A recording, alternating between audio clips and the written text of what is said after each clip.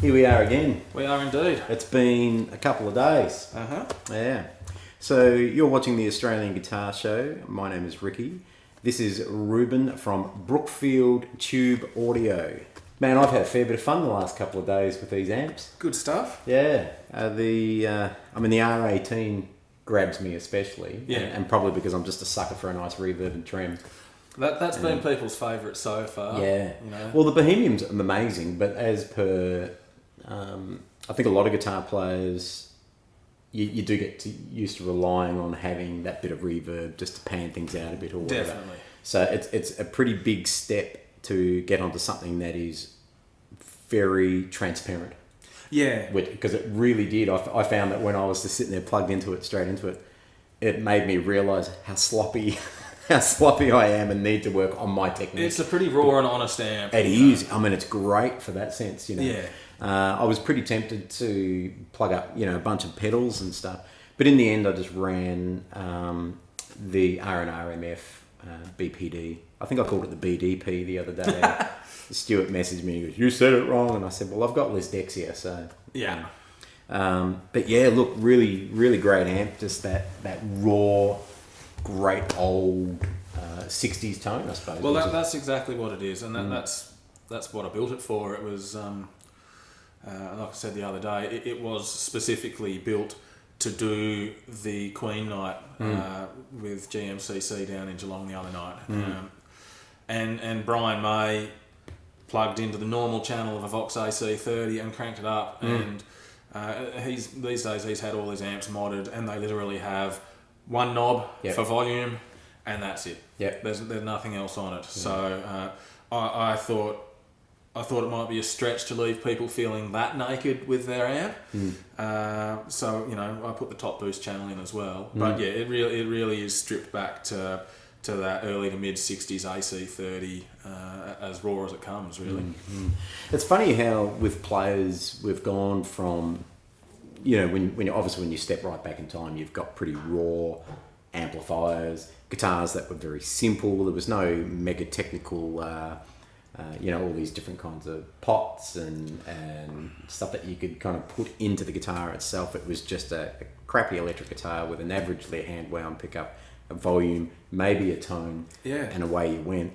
And, now we're at the other end of the spectrum where we've got guitars that have got every bell and whistle in them. Then we've got the plethora of multi-effects units and modelling and all that kind of stuff, which is great. And it's cool to be able to flick back between the two options, because as a player, most players I think get just inspired by what's in front of them, So. That's true, and I think we might have touched on this the other day too, where there's a place very much for both approaches. I think,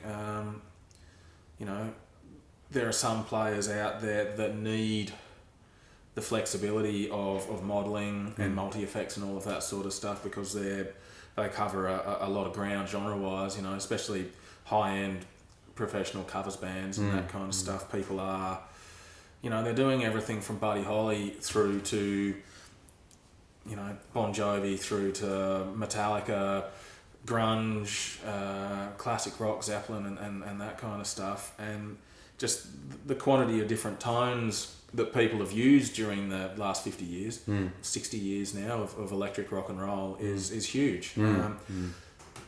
For other people, I think that option to carve out your own tone using a tool that you connect with is a different kettle of fish. And I don't find... I get amazed plugging into a Kemper or good quality modelling at what they can do and how good they sound, but I'm yet to plug into one where I plug in my volume on my guitar up and feel like I connect with it and I enjoy that tool for what it is. Whereas there's a lot of old tube amps, even stuff that was a cheap crappy practice amp in 1965, you plug in, you crank it up, and it does its thing, and it does it unashamedly, and it does it well, So yeah, both approaches are great, I think. Yeah, I agree with the crappy old practice amps of the day. I've got an old Rex Mascot 5, like I think it's like a 3 watt or maybe a 5 watt tops. Yep. And it's just a volume and a tone. My dad had it. It's been in my life all my life. Fantastic. And my dad used to play a bit of lap steel, and he had this amplifier and his lap steel tucked away, and he rarely ever played them. I mean, these things are still kind of mint. And he pulled those out a couple of years ago and said, "Hey, look, I want you to have these," and which I was really blown away by, because I never thought I never thought he kept them. Right. Yeah. Okay. And B, I never thought he would give them to me, because I think he was afraid I'd bastardise them or something. Yeah. But look, it's they're cool. Just that volume and tone, and that's it. And it starts overdriving by the time you get it to about 4. But it just sounds great. Because I remember sneaking it out as a kid. Dad'd be at work, and I'd pull it out and plug this lap steel up, sitting there going, "Wah, wah." I had no idea how to play it. No. I still kind of don't. But it was just a lot of fun. So for me, there's a lot of childhood memories there. But yeah. So look, for you, the amplifier building. Yeah. How far back does that go for you? Like, when did you kick off? Or what? And what sparked your interest in it? Okay, sure. Double-loaded question there. No, I started. I worked most of my professional life. I started as an entertainment technician, I guess. Doing theatre mostly when I was about 15. Mm-hmm. So I've worked around. I was a keen muso as well, and getting involved in being paid to be backstage, I discovered very young, was a much more reliable way of making money than being in a band. Yep. And so, I started out unloading trucks and, putting sets together and that sort of stuff, and graduated eventually to working as an audio engineer, which is what I've done for the bulk of my career. Yeah, right. And I got an interest in being able to fix things and tinker with things, and I bought myself a Hammond organ when I was about 16, mm-hmm. and they're cranky old bits of kit. It's not that one in the corner, is it? Yes, I still have one of them. It's not the same one. It's not the same one? Not the same one, but very similar. Yeah. But they're cranky old. The first one I bought was built in about 1963, and they need a bit of TLC to keep them going. Yeah, of course. And my old man, he had an old 63 Fender Bandmaster that it's a gorgeous amp. It's lived a hard life, but it still sounds fantastic. But it blew up on him at some point in time and got put away in the cupboard, and he'd moved on to career and family and wasn't playing a lot, and then got to a point in his life where he wanted to fix it up, and I thought, well, that's the kind of project that interests me. So that was the first amp that I really, first tube amp that I got inside and mucked around with, and that's probably going back about 10 years. Right. So how old would you have been in? How old would I have been? Yeah. That would have made me 25. Okay, all right. Yeah. So I got into that, and I really enjoyed it, and whilst it scared the hell out of me at first, because you're mucking around with 400, 500 volts, and for hopefully not plugged in. Well, you got to. I know you do at some stage. And that's the scary part, you know, when you're swapping caps over and mucking around. Of course, it's a dead chassis, but when you've got to rebias tubes and actually start to make sure things are working the way they're supposed to be, you're in there with the meter, and you've got 450, 500 volts there. You end up feeling a bit like old Dr. Emmett Brown off Back to the Future. Absolutely. Good Scott! Well, great Scott. I don't even know why I said good Scott. Average Scott. I mean, he's very average. There wasn't a lot to talk to about at all. But good Scott was a nice guy. He did a lot for the local community. And great Scott, oh man, he just discovered all sorts of things. He was amazing. Anyway, continue on. Yeah. And I kind of left it there for a while. I ended up working with Circus Oz. I was off on tour for nearly 3 years solid. Oh. And during the time that I was on tour, I was actually making good money, and I thought to myself, I've got a big old 65 watt Music Man from the late 70s, which is a great stage amp. Like a 212 or a 210? So it's a RD112. Oh, the single 12 version, yep. Yeah. I had the 210. which was about a 77, 78. Yeah, they're a nice amp too. I traded it to a mate who one day might sell it back to me, but probably not. I'll just put that hint in there, Kane. Maybe one day you can sell it back to me. They're a gorgeous amp. I've still got it. But it was great stage amp. But even playing on stage in mid-sized pub venues and that kind of stuff, I never got it turned up past about 4. And I wanted something that I could crank up and play in the lounge room. And I was looking at things like little Vox AC4 or I can't remember, it was a little Marshall DSL5 or whatever they are. And they're either made in China and $400, or they were made in the UK or made in America and they're $1,200-$1,500 for a 4 or 5 watt amp. And I thought, well, maybe I can make one. So I did some reading. That's probably about 3 years ago. Yep. And that's the little Squire sitting over there isn't a Squire anymore. It's so that's just a outer cab, isn't it? Yeah. All right. Yeah, it's hacked together. A guy that I'd been buying parts and bits and pieces off when I did the old man's Fender. I got in touch with him. He folded up a chassis for me because I was really new to the whole situation. And it's a 59 basement preamp with a little tiny push-pull 4 watt output section. That's awesome. Do you know what's cool about that? If you're on stage or if it's in your car or someone breaks into your house, they'll see it and go, "Oh, don't worry about that. It's just a crappy old Squire. Absolutely. That thing's worth $5 at Cashies. That's it. Leave that behind." And yet underneath lurks the. It's a Holy tone Grail. beast too. Yeah. It's a thumper. I took it on tour with me when I was with Circus Oz. I used to play 2 or 3 numbers with the band from up at the sound desk, and so when I was on tour, the guitar rig became the little Squire bassman on stage. Me out the front with a Sennheiser wireless pack and my Telecaster. And many venues, the techs backstage would come up to me after we'd done sound check and go, "What have you done to the Squire? That doesn't sound like a Squire anymore."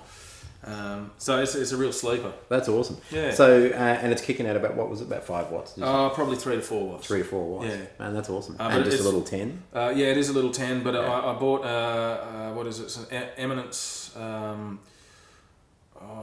can't remember the model number now.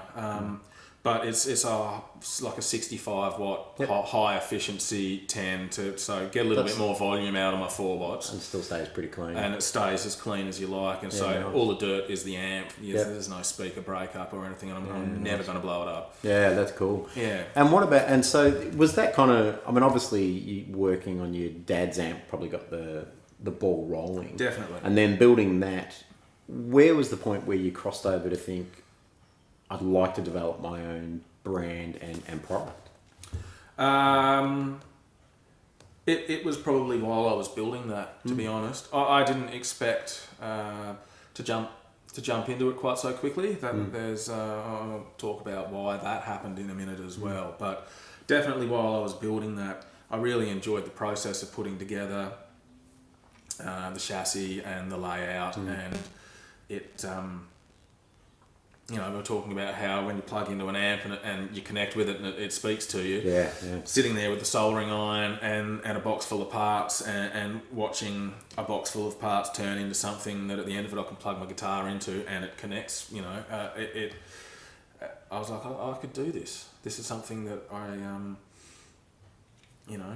and the plan was, I think, to mess around with it as a little side project for a few years while I was with the circus. And then, you can't tour forever. As much as it's a lot of fun. Nobody's told that to the Rolling Stones. Well, they're in a position, I suppose, where they can afford to. and they can afford the liability of 30 children and all that kind of stuff. And they take an entourage with them, That's what I found is it's you can make new and interesting connections with people, and I met a lot of interesting people touring, but you don't get to put down roots, and you don't get to build a home and a life. I used to have a room in a share house that I'd come back to for 4 weeks. Yeah. Where, you know, I kept my stuff there. And I had a bed there when I was in town, and then off I'd go again. Yeah. And I probably could have done that for a few more years, but I ended up as a single parent. Yeah. And you know, my boy's nearly 9, and I needed to be stable where he could go to school. Yeah. And so that was the question of, oh shit, what do I do now? And so rather than tinker with amps on the side and slowly build a base, it was like, well, you know, I can either go and drive a forklift or, you know, because I've worked in entertainment for 20 years, I don't have any other skills. Hey man, I was the same boat. Yeah. I kind of wonder what the heck I'd do if I had to get a real job. Absolutely. So does my dad. He's only been asking since I was 16. When are you going to get a real job? And I'm 45 now, so... Yeah. I think real jobs are overrated. Nearly up for my 30-year anniversary. Well, there you go. So yeah, I launched into it. You know, I knew I had a lot that I still had to learn. So I did a online correspondence course with Gerald Weber from Kendrick Amps in the USA. Yeah, nice. I've never tried one of those. A Kendrick? Yeah. I've never played through one. I've heard some great things. I've since becoming kind of active, there's a big DIY tube amp scene online, and course, so I jumped onto a lot of forums and that kind of stuff. I've met a few guys over in the States and whatnot, Gerald gets a pretty good rap, and his amps get a pretty good rap. So that was a way to build my knowledge, and I've just been, you know, building and experimenting and tinkering. I think the second amp I built from scratch was a birthday present for my old man, and that was the first R18 Plus. Yeah, cool. Which was actually an 18 watt version, based on the Marshall 18 watter from the late 60s. And then I've, you know, done all sorts of other weird and wonderful bits and pieces. Some that have worked really nicely, and others that you build and you learn a lot from them, and then you pull them apart and do something different because they're... Yeah, I think you know, every most you know, whether it's luthiers or pedal builders, amp builders and so forth that I kind of follow online and talk to and have gotten to know,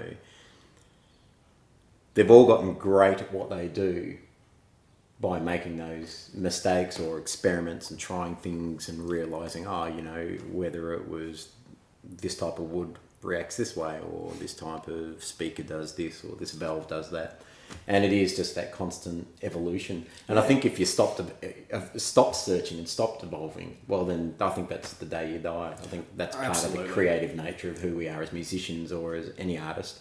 There's that nature to want to continuously explore, continually, I think, but want to keep exploring for that next tone or that next thing that makes that slight change that to us or as to the listener is just that extra bit more awesome. Definitely. And you know, and one of the things that I've been striving for, I suppose, is, you know, I'm a big fan of, you know, a lot of classic rock tones, whether it's, you know, from the British invasion in the 60s through the late 60s, early 70s, where you started getting, you know, hard rock and psychedelic rock and, you know, punk. So much of that stuff is just different eras and different evolutions of those same early basic circuits cranked up to 11. Yeah. And they sound fantastic. But oftentimes they're a one-trick pony, and I've been trying to find ways to deliver those kinds of sounds in a reasonably compact package. You know, there's only so far you can shrink a tube amp or any amp really before they start sounding boxy and you just can't get the bass response out of the cab and that kind of thing. But also to add some flexibility. You know, take a classic Fender circuit, mess with it a little bit, change the tone stack up so that, you know, you can find those original Fender sounds, but you can also crank the mids up and start getting more into Marshall territory. Yeah. Put a foot switchable tube boost in front of it, so, you know, you don't need your old Ibanez Tube Screamer or your Klon or whatever your flavour is, because you can stomp on a switch and get a real tube overdrive that just juices the front of that amp. And so, you know, you can get spanky Fender cleans out of it, but you can also go right into, you know, not super high gain, but some pretty gainy, crunchy kind of tones. And it just makes the package, it's never going to be like a modelling amp, but you can cover some territory. Who'd want it to be anyway? You know, like that's the good thing about real amplifiers is you're not there to get it to be a modelling amp. No, that's it. Know? And it is, you know, I'm friends with, you know, a lot of guitar players, and some of them, like you say, do want that diversity. But it's funny how many I watch go through amp to amp to amp to amp. You know, and they'll buy something, say, oh, I finally found it, and 3 weeks later it's up for sale on Facebook again, and they're buying something else. And it's cool because that is, you know, I'm the same with guitars. I tend to kind of go through different kind of fads of guitars. I've got a couple of staples, but everything else can kind of come and go around it. And so from a player's perspective, though, for me, I've always been pretty straightforward with amps. Yeah, okay. And most of my gigs for the last 10 years have been acoustic. Okay. But solo acoustic. So, but I'm getting more and more and more into playing electrics at gigs, even when they're solo gigs. I just rarely take my acoustic anymore. Right. So to find that nice little amplifier that's going to give me that valve tone, but just that clean and really simple kind of setup is great. And I think that's what really drew me to that R18 was, and I pointed it out in the demo that I did on the which I posted yesterday on YouTube. That tone pot, the way that you can just roll it through and it just, you know, it just changes the shape slightly, you know, to be able to go from guitar to guitar and just change that one pot to get such a wide difference of tone, just to dial in the guitar, that particular guitar, and then bang, you're off again. It really surprised me when simple. When I built the 18-watt version for my old man. You know, he'd been playing through the Bandmaster since I put it back together for him, and he liked that Fender sound. But you know, back in the 80s, he used to play through a Marshall Super Lead, 100-watt head. So he also had history with the Marshall sound. He wanted reverb, which the Bandmaster doesn't have, and he sometimes used the tremolo in the Bandmaster. So I wanted to find.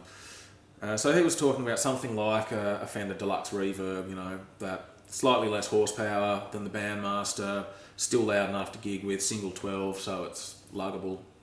And I thought, well, maybe I can find that middle ground between the kind of Fender cleans, put the reverb in there, but also have that, you know, you crank it up and get onto the edge of breakup and push it a little bit and it starts getting into that Marshall-y kind of rock territory.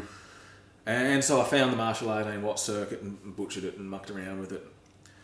But yeah, when I put it together and played around with that tone knob, because that was my one reservation about it, was am I going to want to put a bass mid treble tone stack in this?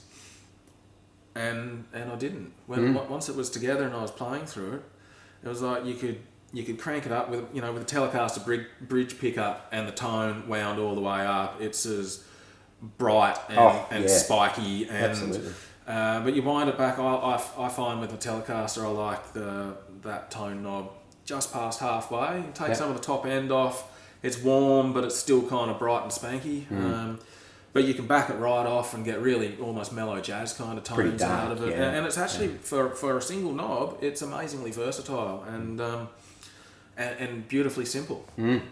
Yeah, well, that's what I liked about it was that, and I was in the same boat and putting it at about that halfway point, just to start off with, just to kind of give myself that middle ground when I first plugged it in and had a go. And you know, I tend to be the kind of player that does ride my tone knob a bit on the guitar, you know, so I don't mind, and the same with the volumes, you know, so I don't mind kind of playing with each individual guitar as I'm doing the show, and so it was just a great place to sit it right there in the middle. But of course, when I plugged up something like my Bellman or my Groves, which is either, you know, that's got the Briley humbuckers in it, and then the Groves has got Lindy Fralin P90, so distinctly three very different guitars. Absolutely. So to be able to just quickly plug them up and then just strum it and go, right, that one just, he sounds a bit too dark now, so I could wind it up a bit. Yeah. You know, so the Bellman I'd pushed up to about 7 or 8. Yeah, okay. And then with the Tele, I actually ended up going back just a tad, just to roll that little bit of top off. Yep. But it was just so, I liked it again, because like the Bohemian, it still had its transparency that took the tone of the guitar and just captured it quite nicely, and just let it breathe. You could kind of feel the woodiness, or you could hear the woodiness of the instrument. So it was that to me is a really special quality in an amplifier. I like that in an amp as well. You know, and again, I think that's another area where modelling, you can make a Telecaster sound like a Les Paul or whatever. A good old fashioned tube amp, you plug into it and they do, you know, most of them anyway, do a great job of making that guitar sound like that guitar. You know, there's so many classic recordings where you can go, that's a Les Paul, that's an SG with P90s in it, that's a Strat. A lot of more modern high gain sounds, you wouldn't have a clue what kind of guitar somebody's playing, because it's all about the amp and the effects. It's so saturated and gent. Yeah, exactly. Yeah, which looks great, because I mean I grew up on metal. And I absolutely. There's absolutely a place for that. Yeah. But that's not really what I'm trying to do at the moment. No, that's cool. And so you mentioned the other day doing custom builds and modifications and stuff like that. You're completely cool with that. So if anybody wanted to just say touch base with you and go, this is what I want. Absolutely. So kind of like what your old man did. Yep. And just from there you would just kind of work through what would be your process once they kind of told you what they were after. To be honest, that's how most of, you know, what I'm developing into my stock lineup have come about through this basic process, which is find, you know, either a player comes to me and says, I want something and I haven't been able to find what it is yet. I like these types of players and sounds. When I've been to the guitar shop and I've plugged into this, I really like this about that amp, but it didn't have this. And so we can put together a picture of the sort of base starting point. You know, we're going to work with the Marshall circuit here because, you know, they're into playing hard rock, but they don't like it as bright as a JCM 800 master volume or whatever. So we just take it from there. And the great thing about, you know, old-fashioned turret board building as well is that once I've got the thing built, take it to them, get them to play it. If they love it, that's fantastic. If they're like, I really like it, but then there's the scope to go in and go, we can, you know, take a bit of brights out of it by, you know, removing this bypass cap, or we can change the value of your coupling cap. So we can do this, we can do that. We can give it more gain, we can give it less gain. It's quite flexible. Yeah, that's a pretty special thing to be able to offer, because, you know, obviously when you do walk into a music shop, what you get is what's there. That's it. Yeah. You know, so to have that option, and this is that great thing about, you know, getting stuff made by a luthier or a custom builder, is that option of being able to tweak things to your personal tastes. And look, not every amp builder is going to offer that. You know, some guys who are building custom amps still say, no, that's my sound and that's it, which is cool. And it's how everything else kind of goes in life. Sure, yeah. But the fact that you've got that bit of versatility, I think, is a real bonus, and to allow each individual player to find their tone and have something also, because I know that for me with some of the guitars I've got, it's nice to be able to say this is the only one. Oh, absolutely. That's an ego thing. That, you know, I reckon. No, but it's fun. Part of me likes just going, yeah, well, you know, you won't find this guitar anywhere else. That's right.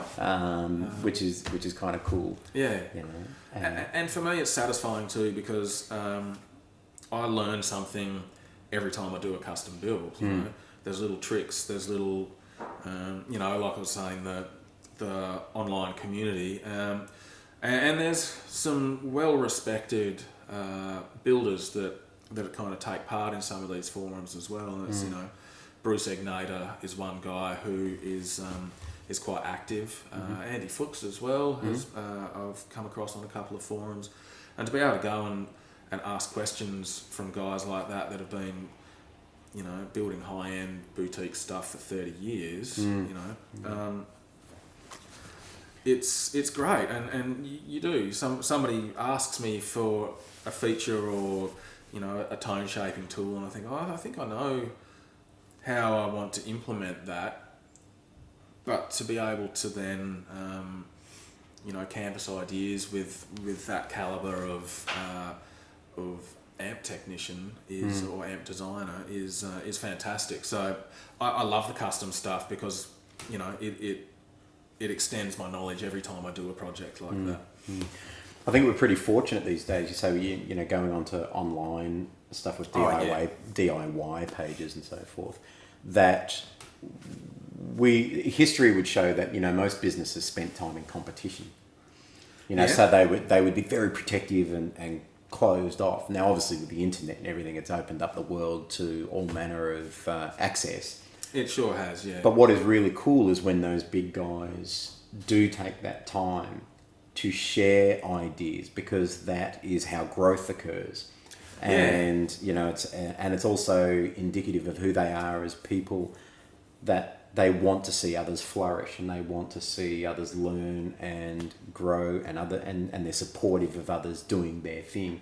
They're not, there are still some guys out there who are like, I don't want anyone to know anyway. And when I die, that's it. This thing disappears. There it is, And that's cool. Each to their own journey. Yeah. But I do love that a lot more people are willing to share their IP or their knowledge, and they're also willing to learn and expand their own mind. I suppose that's what they probably get something from it just as much as the other way around. Oh, look, I think so. And it's obsolete technology in almost every field beyond musical amplification. There's a hi-fi scene, guitar and bass. There's not a lot else these days that uses any kind of vacuum tube technology, except maybe some high-end radio transmitters and that kind of stuff still use, massive kilowatt and megawatt sized tubes. It's a whole different ball game, thousands of volts. But there's not a lot left that's secret about this technology. Most of the old Fenders, the earliest Fenders were circuits that were lifted pretty much straight out of the RCA tube manual. They were publicly published circuits, and Fender, Marshall, Vox have developed those ideas, and then Mesa Boogie's come along and taken Fender's idea and gone off in a different direction with that, and Dumble started, modding. He's cut his teeth modding Fenders, and now a Dumble ODS is worth $100,000. It's crazy to think. It's isn't mental. It? And there's a guy who was much more secretive about, his special sauce. Yep. But people have pulled them apart. People have reverse engineered them, and when you look at them, they're not. It's not rocket science. It's still variations on those same basic circuits. And I think most people these days go, well, I am Bruce Egnater. I make Egnater amps. I've got my own flavour and my own style, and I do my own thing. Who's going to bother wanting to come along and do exactly what I'm doing? I don't have anything to hide, and I think that's a really cool part of the sort of online tube scene. There's so much knowledge out there. But the flip side is, in the 60s you could go to uni and you could do electrical engineering and learn about tube technology, whereas you can't do that these days. There's not really any formal education that leads you to vacuum tube circuits, so you've got to find the information elsewhere. I suppose most of the future amp development being and being the whole the modelling thing, you're better off learning kind of coding and... Well, that's right. It's all about computers, Yeah, it is. And look, it's got its place, Sure, it does. It's great, but as we've discussed. So with like you got your cabinets and so forth. Yeah. You build the cabinets yourself? I do. That's probably been the steepest learning curve for me. I hadn't done woodwork since middle of high school. You know. Yeah. So I failed woodwork miserably.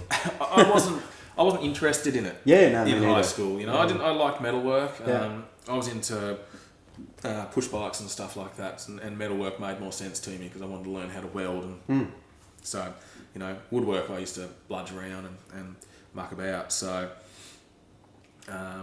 cabinet building is still the part that I'm the least comfortable with. Yep. But I feel like I do a pretty serviceable job of I was it. going to say from you know, the inspection that I've done on these, well, I don't think you've got a problem.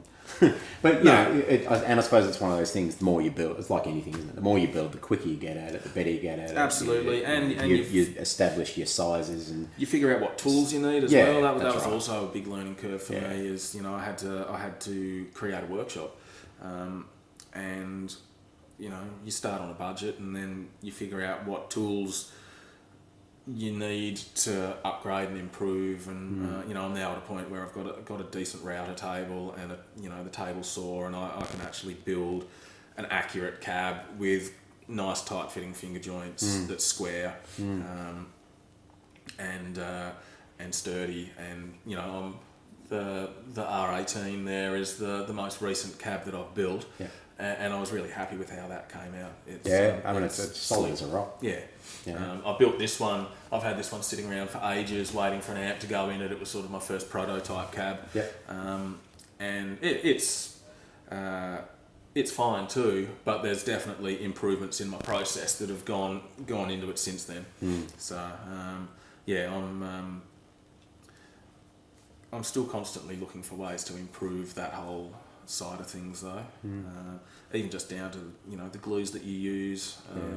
Using like tight bond or a hide glue or something. I only ask because there's bound to be some nerds out there who'd like to know this stuff. Sure, absolutely. I would need to check the name of the brand because I changed glue recently, but they're a local. It's made in Melbourne. Okay. And it's a proper good quality quick drying contact cement. And it works. It's really sped up the vinyl covering process. For the timber, I just use good old fashioned PVA glue. Yeah.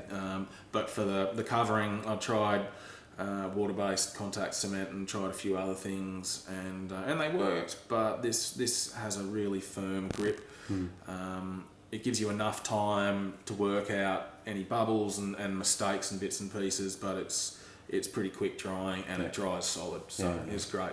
And so obviously the Moroni colours kind of a bit of your signature. Yes. Yeah. Yeah. But doing a custom finish is no problem. Like if somebody said, absolutely. no, I want a furry one or something. Yeah. No, I've got a guy who wanted like British. It's almost British racing green, emerald green. Yeah, nice. So I've got a roll of green in the shed for that cabinet.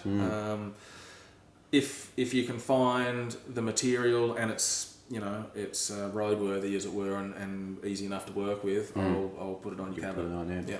I love that kind of deep, that old British racing green. It's a great green thing. Yeah, I remember back in the 90s, Trace Elliott released a series of valve amps. Yeah. And there was I think it was like a VC 212 or something like that. It was cool. But I remember one coming into the shop I was running at the time, and it just stuck out because back then it was just Marshalls and Fenders. Yeah. And it was only just when Fender started doing the Tweed reissue. So we're talking pretty early 90s. Yep. And everyone's like, Tweed, But then all of a sudden, the people started looking at different things like that. And it was good. It was cool because I like, it's nice it became a thing, didn't it? With you listen with your eyes sometimes. And when something looks cool, even if it didn't sound great, you'd still look at it and go, yeah, that's pretty cool, man. Yep. And, that's why I've always had some eccentric guitars and stuff like that, because even if I was playing like crap, I still wanted people to look at me and think I was cool.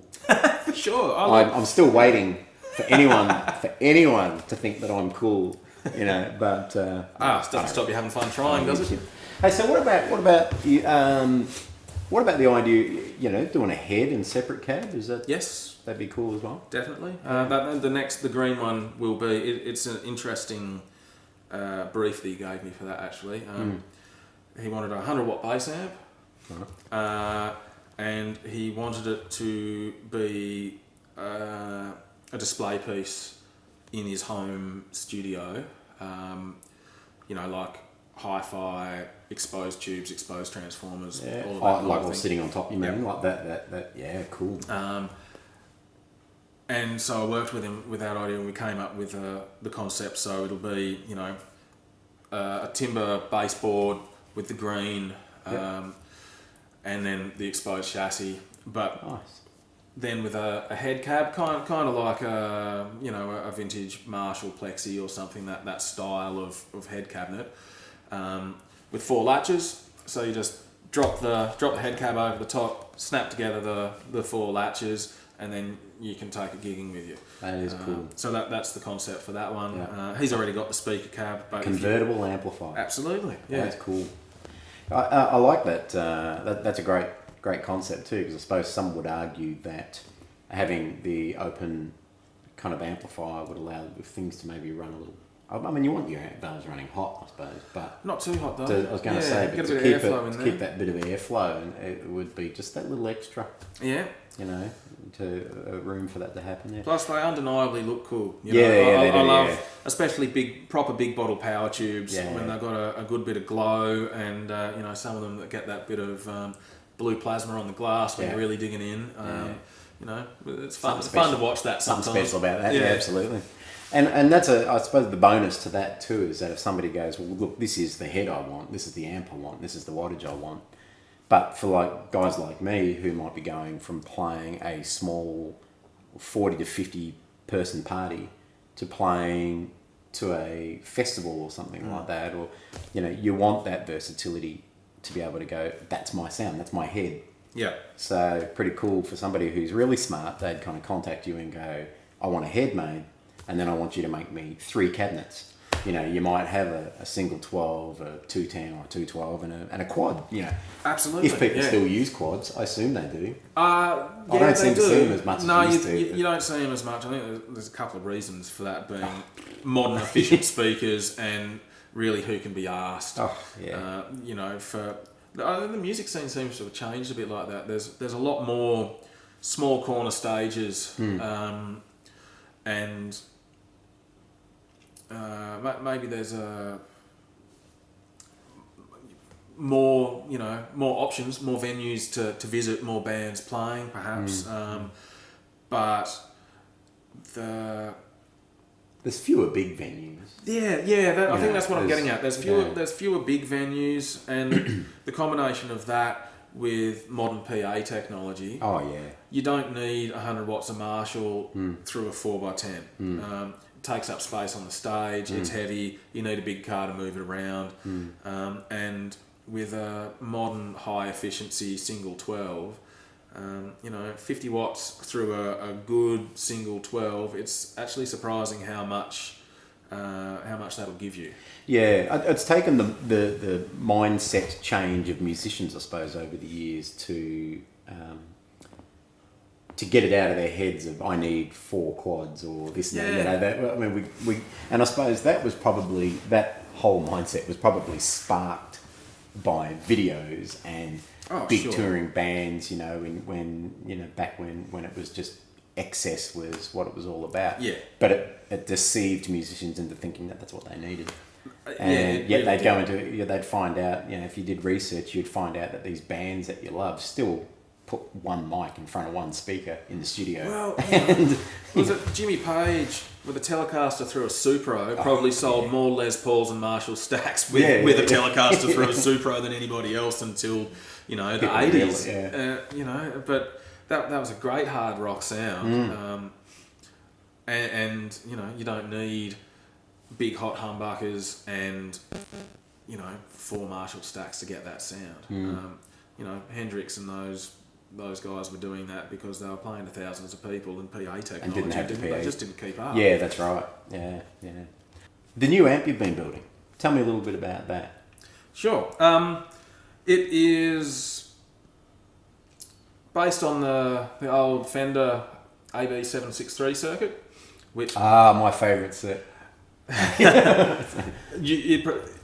Everybody has played through at some point a deluxe reverb or a Vibrolux reverb, a Bandmaster, a Twin, Super Reverb, Pro Reverb, Vibreverb.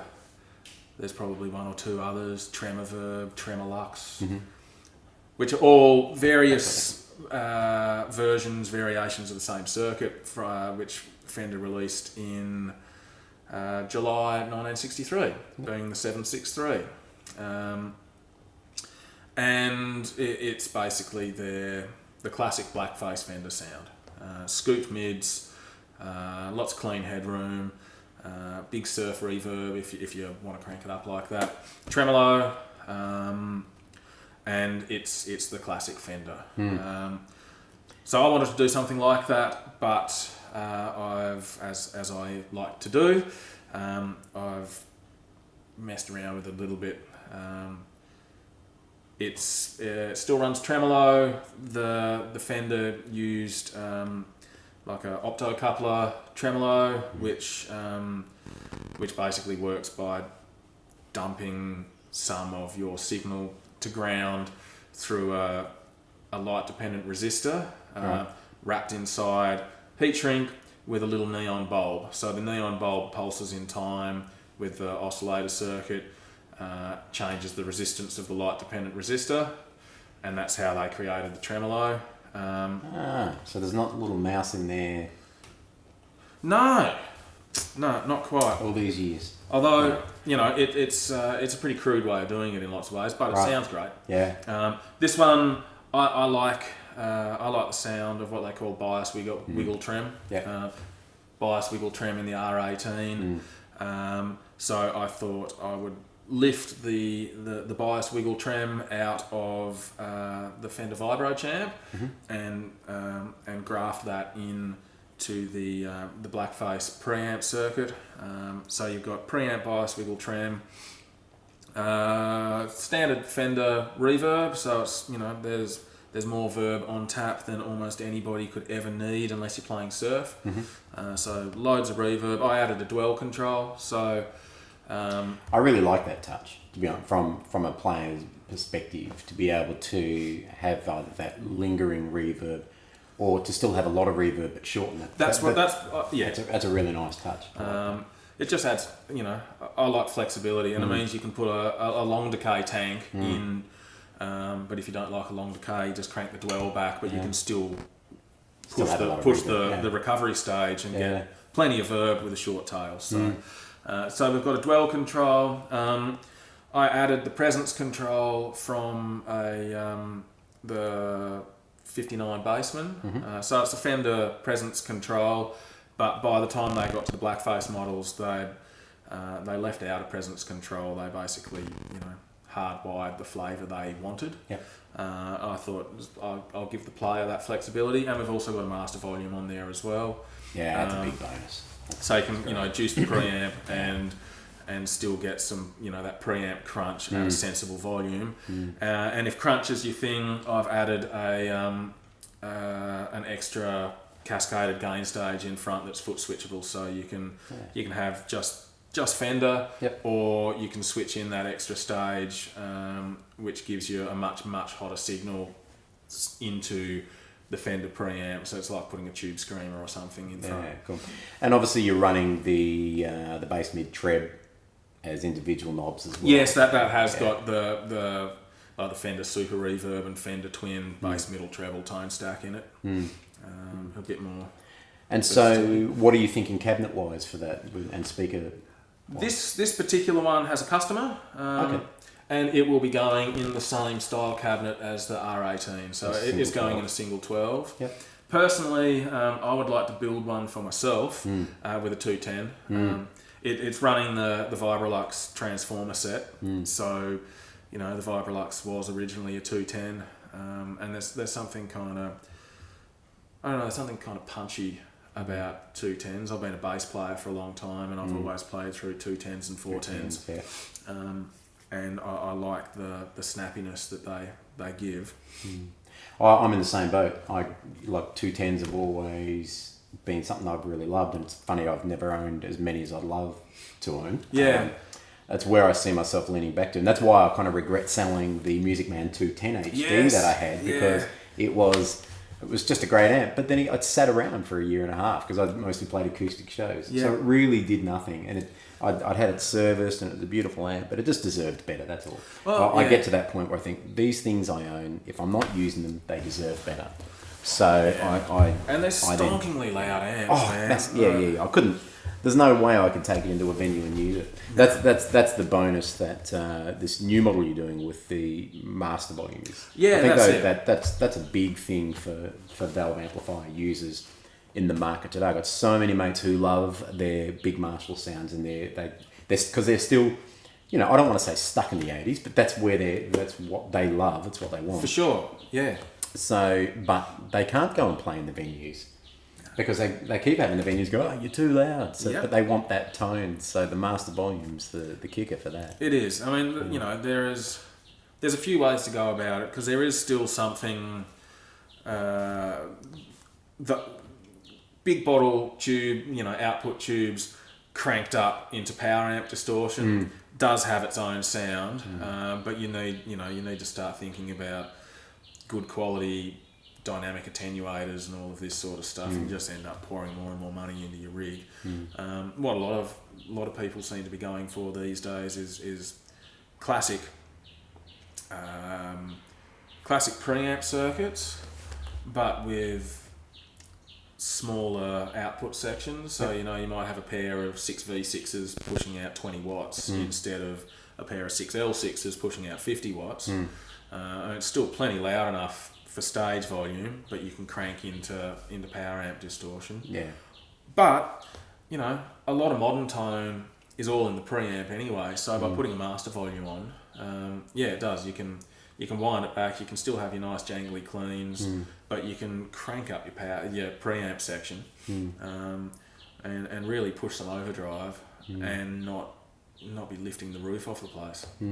Well, I'm looking forward to hopefully when you finish that. I suppose it's going to a customer, so I probably won't get a chance to play it. But you might. But I look forward to your report on it. Yeah, because... well, it's not going until September. It's coming down to Tassie with me on my next trip down to... Yeah, nice. Oh, so it's living in Taz? It's living in Taz. Nice.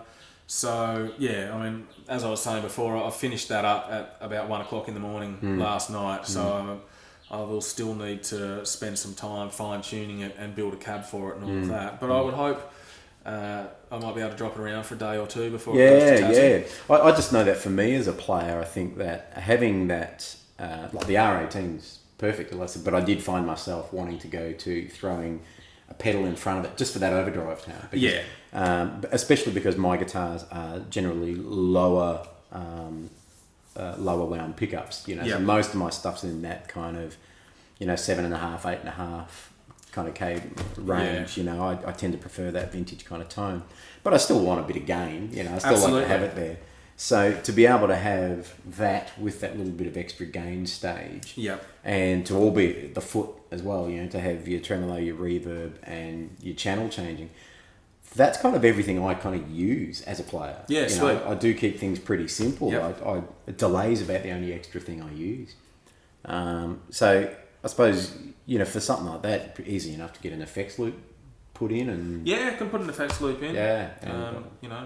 For those who want to run that kind of method, as opposed to inline. If that's how you want to do it, that's something that we can do. I suppose when you're doing channel, if you're using the amplifier for its gain and stuff like that, you're really probably best off having your delay kind of running through a loop rather than into the front end. But if you're going for a really cranked tone with delay, or do what Brian May used to do and just have 12 amplifiers and run your delay signal off into a completely separate amp. Yeah, there you go. Easy. Why not? Yeah.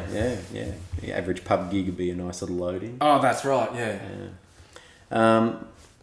And so we can find you online, obviously. You've got Facebook. Yep, we're on Facebook. Instagram. You got your website as well. I do. I've just launched a website. It's still kind of under construction, but the basics are up there. You can read a little bit about what I've been doing, get in touch through there. There's contact details and all that kind of stuff. Yeah, cool. So your website is? www.brookfieldtubeaudio.com.au. Cool as. I'll write that on the screen. And for Facebook and Instagram, it's just search for Brookfield Tube Audio. You should find us. Yeah. Yep.